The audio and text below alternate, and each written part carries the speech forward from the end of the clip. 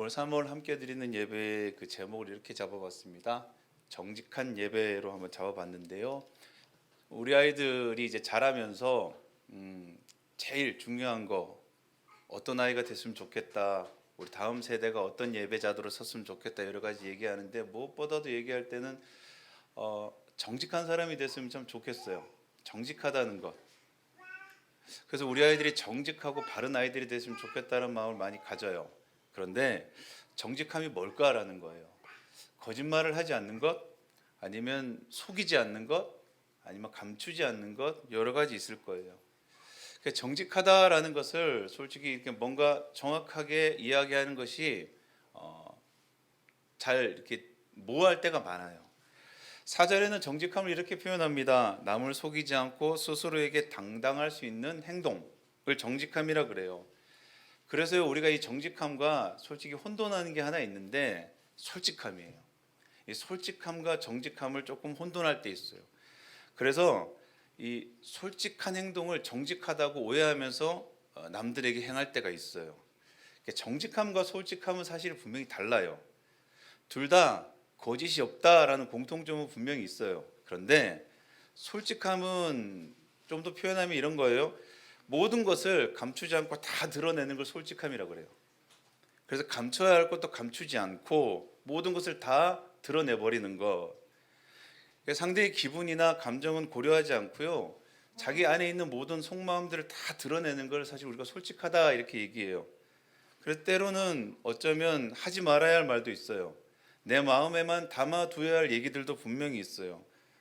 근데 생각이나 마음이 그렇지 않더라도 하지 말아야 할 말들이 분명히 있는데도 불구하고 눈치 보지 않고 다 이야기하는 것. 이 솔직함을 우리가 정직하다고 생각할 때 있어요. 그 솔직한 사람들의 특징이 본인은 뒤끝이 없다고 생각해요. 자기는 마음에 담아두지 않으니까 뒤끝이 없어요. 근데 자기 것을 다 이렇게 드러내 버렸기 때문에 그것을 듣는 상대방은 마음이 참 어려울 때가 많아요. 이 정직함과 솔직함의 차이가 뭘까라는 거예요. 거짓을 감추지 않는 것, 거짓을 감추지 않는 것 같지만요. 이 정직함에는요 한 가지가 모든 걸 다 드러내진 않아요. 뭐를 드러내느냐? 올바른 것, 옳은 것을 드러내요. 옳은 것을 말하는 것을 정직함이라 그래요. 내 안에 있는 모든 것을 다 가감없이 감추지 않고 이야기하는 걸 정직하다 그러지 않고요. 내 안에 있는 것 가운데 옳은 것을 드러내는 것, 옳다는 것을 표현하는 것을 정직함이라고 표현을 해요. 그래서 이 정직함은요, 어떠한 상황 가운데서 내가 옳은 걸 선택하는 거예요. 그래서 이 정직에는요, 용기가 필요합니다. 솔직하면은 사실 용기가 필요 없어요. 솔직한 것은 그냥 내 마음과 입이 시키는 대로만 하면 돼요. 그런데 이 정직함은요, 나에게 불이익이 올 수 있는 상황이 돼요. 그런 데서 바른 것을 바르게 표현할 수 있는 용기, 틀린 것에 침묵하지 않고 동조하지 않는 그 용기가 바로 정직함이라 그래요. 그래서 우리가 예배를 얘기합니다. 주님 앞에 나오는 죠. 주님 앞에 나오는 사람들의 그 고백을요, 우리는 정직한 고백이라 그래요. 솔직한 고백이라 얘기하지 않아요. 주님 앞에 나올 때는요, 그 마음이 솔직한 마음으로 나와요. 그런데 고백을 어떻게 드리느냐? 정직한 고백을 드린다라는 거예요. 우리 마음대로, 우리 입과 마음이 시키는 대로 드리는 게 아니고요, 진실과 정직함으로 주님 앞에 나간다는 거예요. 이게 바로 성경이 말하는 영과 진리로 나간다는 표현입니다. 하나님은 우리의 솔직한 마음을 다 아세요. 우리 안에 내밀에 감춰진 아픔과 내가 겪고 있는 지금의 현 상황을 주님께서 누구보다 잘 아신다 그래요. 그래서 시편 51편 오늘 얘기했지만요, 17절이 이렇게 얘기하죠. 하나님께서는 원하시는 재물은 찢겨진 심령입니다. 이런 표현 써요. 원하는 주님은 찢겨지시고 짓밟힌 마음을 멸시하지 않으십니다. 이런 표현을 써요. 하나님은요, 우리의 솔직한 마음을 다 알고 계세요. 그래서 우리가 이런 얘기를 해요. 정직하게 주님께 나가십시오 얘기하니까 위선 쪽으로 나가야 됩니까? 이렇게 물어보는 분들이 있어요. 기쁘지 않는데 기쁘다고 말하라는 겁니까? 아니면 슬픈데 슬프지 않다고 말하라는 겁니까? 라는 거예요. 두려운데 아무렇지 않은 척 하라는 겁니까? 이렇게 표현할 때가 있어요. 왜 예배는 주님 앞에 솔직히 나오라고 그래 놓고 왜 그렇게 아닌 척 하라고 자꾸 얘기합니까? 이렇게 얘기해요. 성경이 말하고 있는 건 이거예요. 분별 없는 솔직함에 너희가 빠져 있지 말라고 얘기하는 거예요. 이거예요. 슬픈 마음을 주님이 아시는데 너희가 그 슬픔에 잠겨 있지 말라고 주님 말씀하시는 거예요. 아픔에 주저앉아 있지 말라고 얘기하는 거예요. 두려움에 깊이 빠져 있지 말라고 얘기하는 거예요. 그리고요, 누군가가 하고 있는 그 말들, 누군가가 우리 가운데 말하는 그 솔직함의 표현 앞에 전염되고 휘둘려 가지고요, 우리 자신, 우리가 지금 어떤 존재인지, 우리가 누구 앞에 나와 있는지를 잃어버리지 말라고 하는 표현이에요. 분별 없는 솔직함은요, 자꾸 스스로를 자기 연민과 불행으로 자꾸 끌어가요. 그런데 정직함은 어떻습니까? 정직한 고백은 마땅히 해야 할 것들을 놓치지 않도록 도와줘요. 그래서 그 정직함은요, 종국에는 나 자신을 잃어버리지 않게 합니다. 나 자신을 무너지지 않도록 나를 지켜줘요. 솔직함은 어떻습니까? 관계 안에 솔직함은 서로 가운데 사실 상처를 많이 줘요. 그런데 서로 간의 정직한 관계는요, 믿음을 줘요. 신뢰를 쌓게 하는 거죠. 보면. 솔직한 사람과 같이 있는 건 사실 좀 어려운 일이에요. 왜냐하면 그 솔직함은 누굴 위한 거냐니까 자기 자신을 위한 거거든요. 자기 자신이 그 안에 아픔을 갖고 있기 싫은 거예요. 그래서 다 털어내는 거예요.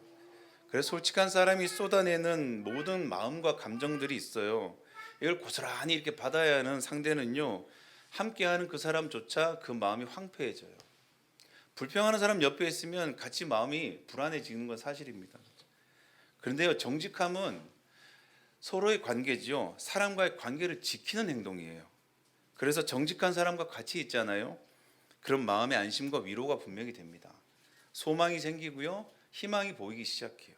왜냐하면 마땅히 그에게 해야 할 것들, 그리고 마땅히 그에게 하나님이 하신 말씀들을 그에게 함께 소망하기 때문이에요.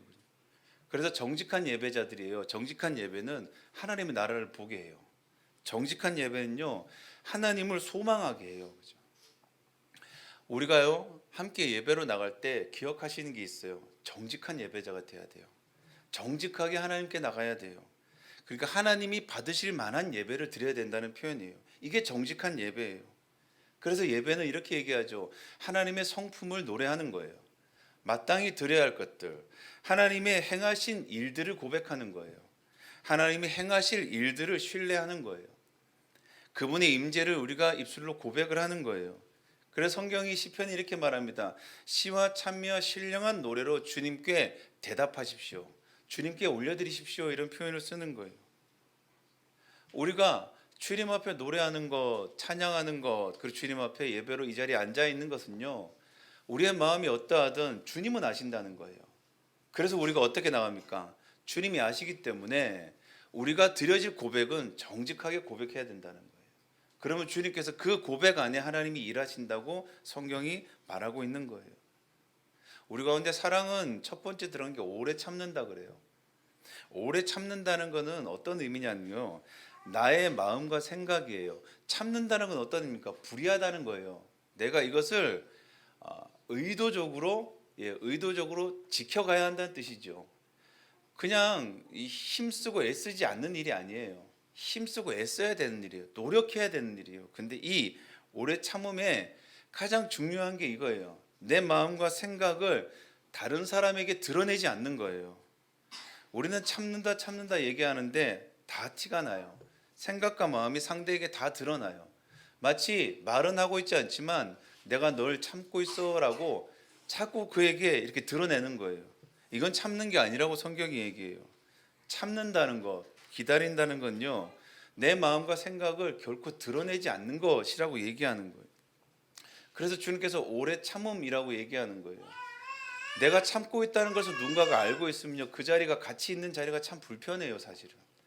그런데 그 사람이 하나님을 바라보고 있으면, 하나님이 한 약속을 붙들고 그와 함께 바라보고 함께 머물고 있다면요, 그에게 그 참고 있다는 부담을 주지 않을 거예요. 우리의 삶을 소망한다는 것, 이건요, 우리 삶에 대한 하나님의 일하심을 기대하는 거예요. 예배자들이 주님 앞에 나옵니다. 오늘 예배의 자리로 나옵니다. 이렇게 얘기해요. 그리고 주님 앞에 기도하는 거예요. 주님 앞에 찬양하는 거예요. 함께 모여서 하나님을 찬양한다 그래요. 하나님을 노래한다 그래요. 왜 합니까? 라는 거예요. 나의 상황은 그렇지 못하잖아요. 내 마음은 노래 부를 마음이 아니에요. 그런데도 이곳에 나와서 노래를 부릅니다. 왜요? 내 마음과 상관없이 하나님은 오늘 나를 향해서 일을 하고 계시기 때문이에요. 오늘 하나님은 나를 지켜주시기 때문이에요. 그 고백을 하는 거예요. 위선적인 것이 아니고요. 그래서 시편이 이렇게 얘기해요. 내 슬픔이 오늘 나의 정직한 고백을 통해 기쁨의 화관을 씌울 것입니다. 이렇게 얘기하는 거예요. 진리의 띠를 띄울 것입니다. 흔들리는 내 삶에 주님께서 딱 내 삶을 붙들어 주신다라는 거예요. 예배자들에게. 다윗의 시편을 보면요, 처음에 다윗이 하소연하는 장면들이 굉장히 많이 나옵니다. 나의 원수들에 대해서 어떻게 보면 주님 앞에 험담하는 장면들이 많이 나오죠. 참 그 장면을 볼 때마다 제 마음에 위로를 얻습니다. 그의 아픔을 주님 앞에 이렇게 솔직하게 얘기할 수 있는가 싶어요. 그런데 그가 그 솔직함에 멈춰 있다면 그는 예배자로 우리 가운데 지금도 이 시편의 고백이 울려 퍼지지 않을 거예요. 그 솔직함의 그 마음이요, 그 시편이 닿을수록 그 마지막 장에 보면 하나님의 성품과 하나님의 일하실 것들을 담대하게 선포해요. 하나님이 나의 원수를 갚을 것을 확신해요. 그리고 내 삶을 주님께서 세울 것을 믿음으로 고백해요. 이 정직한 고백이요, 그 다윗이 주님 앞에 정직한 심령으로 나가는 것을 얘기해요. 오늘 시편 51편이 이렇게 얘기하죠. 내 속에 견고한 심령을 주십시오. 개역 개정판에는 정직한 영을 주십시오. 이렇게 어떠한 상황 가운데서 내가 흔들리지 않고 하나님 앞에서 하나님을 고백하게 하여 주십시오. 이렇게 얘기하는 거예요. 여러분, 예배만큼 가르칠 수 없는 것, 가르쳐서 되지 않는 것 중에 예배는 가르쳐서 되지 않아요. 왜냐하면 삶이기 때문이에요. 우리 자녀들, 우리의 다음 세대들이요, 예배자로 서길 원합니다. 그들의 예배는 정직했으면 좋겠어요. 그들의 예배는 상한 심령을 가지고 주님 앞에 나왔을 때에 그들의 믿음의 고백과 삶이요, 정직하게 주님께 드려졌으면 좋겠어요. 그래서 예배를 드릴 때마다 하나님을 기대하고 하나님을 소망했으면 좋겠어요. 그들이 지치고 상할 때마다 예배의 자리로 나왔으면 좋겠어요. 그런데 나오는 예배의 자리가 그저 우리 삶의 하소연을 풀어내는 자리라면 그 자리가 정말 주님이 받으시는 정직한 예배겠습니까? 우리가 잘 알던 대로 굴 속에 갇혀있던 다윗이 고백하죠. 그곳에 모여있던 사람들, 원통한 자, 빚진 자, 억울한 자들의 모임 가운데 다윗이 이렇게 고백합니다. 이제 내가 새벽을 깨웁니다. 이렇게 고백해요. 내 마음이 확정되었습니다. 내가 이제 하나님을 찬미하고 찬양하고 하나님이 행하실 일들을 내가 바라봅니다. 이렇게 고백해요. 그 전까지는 그 굴속은 참담하고 그 가운데서는 절망이 흐르는 곳에서 다윗이 새벽을 깨우기 시작하자 그곳은 어떻게 해요? 예배의 자리가 되었다라는 거예요.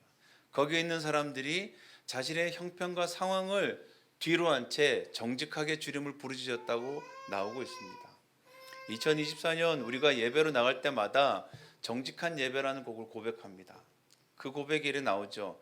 빗나간 나의 소망, 빗나간 나의 소망.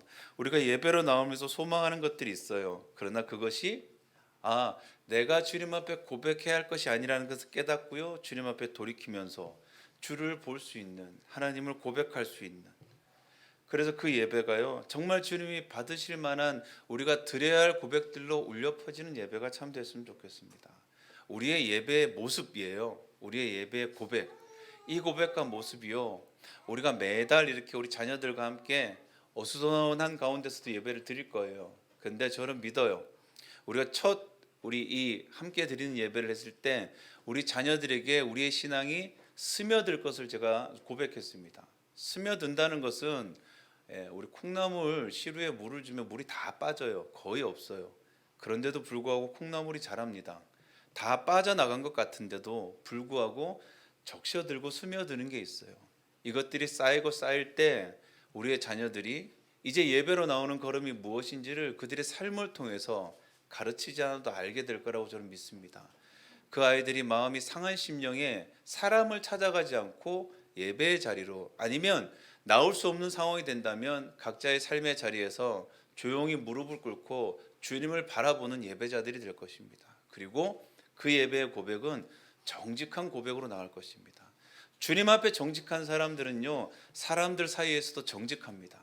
그들 안에서 그들에게 해야 할 말들을 분명히 할 수 있고요, 그 말이 공손하고 무례하지 않는 표현으로 그들의 심령과 마음을 세울 것입니다. 그리고 그 예배들, 그렇게 모여있는 관계 안에 예배가 시작될 것이고, 모여있는 자리에서 정직함이 묻어나는, 드러나는, 그래서 하나님의 성품과 하나님의 일하심을 소망할 수 있는 우리의 삶의 시간이 될 줄 믿습니다. 우리 가운데 옆에 분과 이렇게 고백하겠습니다. 당신은 정직한 예배자입니다. 함께 고백하십시다. 예, 우리 함께 기도하고 짧게 함께 다 같이 통성으로 함께 기도하겠습니다. 하나님, 기도합니다.